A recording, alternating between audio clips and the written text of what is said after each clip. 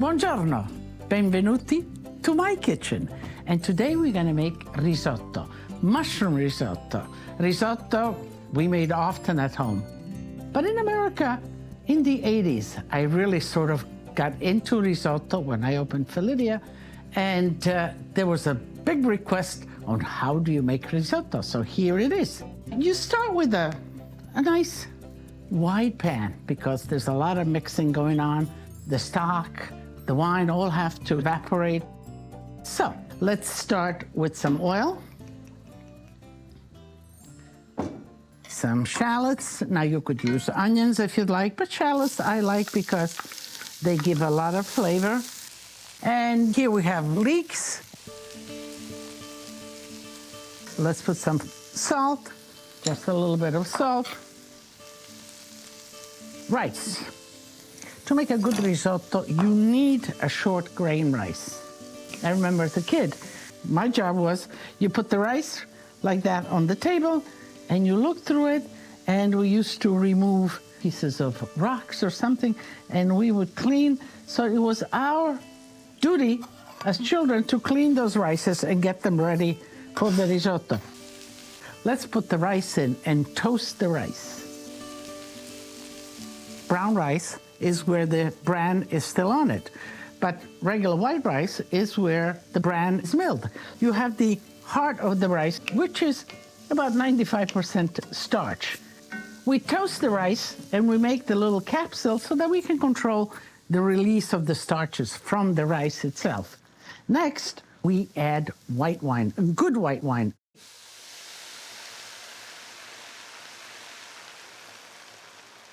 You have to put the wine when it's dry. You notice dry? Now the rice is taking in the wine. So what we want from the wine, we want the acidity and the flavor, and the alcohol is dissipating.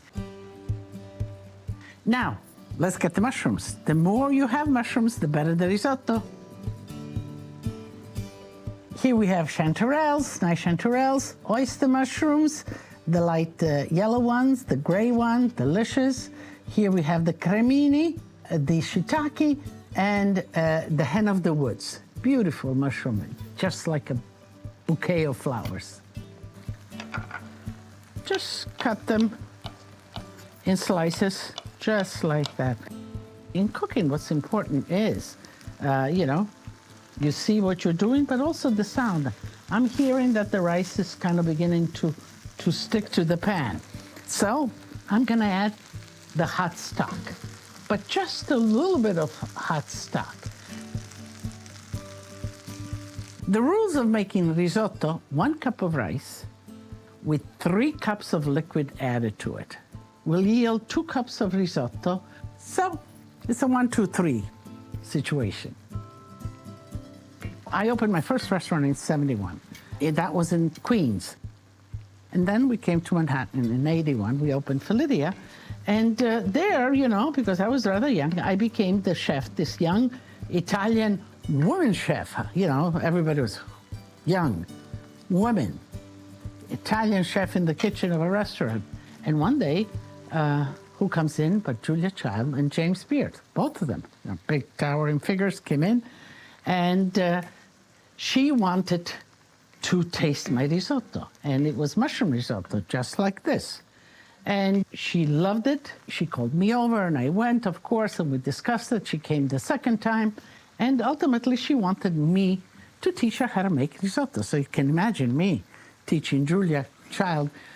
So we did, and we remain friends ever since. So here are the mushrooms, the rice. I'm gonna add mushrooms right in there. And I'm gonna add all of it because mushrooms, they are delicious, but they do shrink.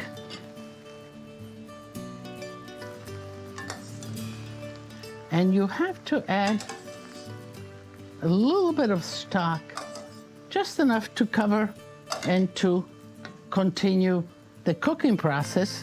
And if you add too much liquid, then the rice would open up. I'm sure you had that experience. Sometimes you try to make a risotto and the rice was all opened up and the inside it was still raw. Well, it's this process of adding slowly the stock mixing. It's part of the, especially when you get towards the end, you know, the starches are out. They could stick, they could scorch a little bit, so you want to be there.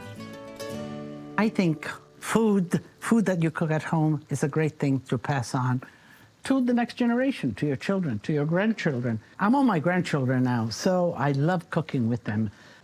And you taste as you go along. Tasting is very important, especially risotto. You know, it's the right texture. You want a little bite to the risotto. And at this point, I'm going to close the heat at all. No more cooking. The last step is mantecare. So we're going to take the butter, and we're going to take the cheese and the parsley. The butter, you cut it in pieces like this small, and you let it come to room temperature. Now, you know, you're going to say, oh, Lydia, that's a lot of butter. But, you know, we didn't add a lot of oil, just the oil in the beginning. And now we're on the butter. Hold on and just whisk it in. This is mantecare. And you want the butter to melt in. And you want to add the butter and the cheese at the last minute, just before serving it, because that's how you get the maximum flavor. So here we go.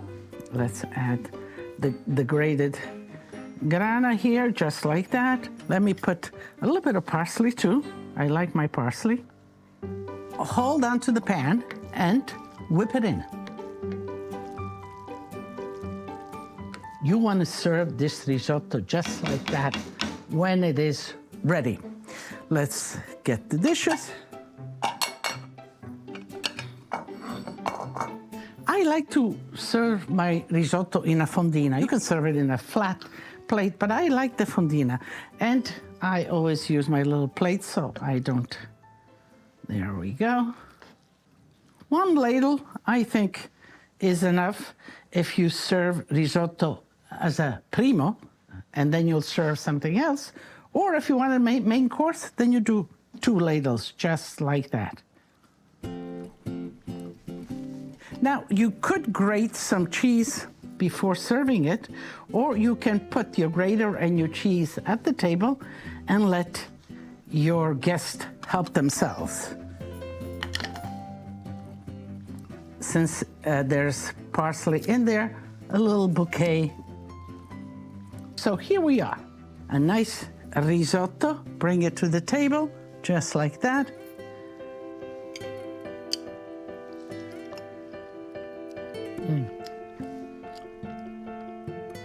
Delicious. Simple. It's not that complicated. It's in the technique. You have to follow the steps. You have to stand by. It needs a little attention, but it is delicious.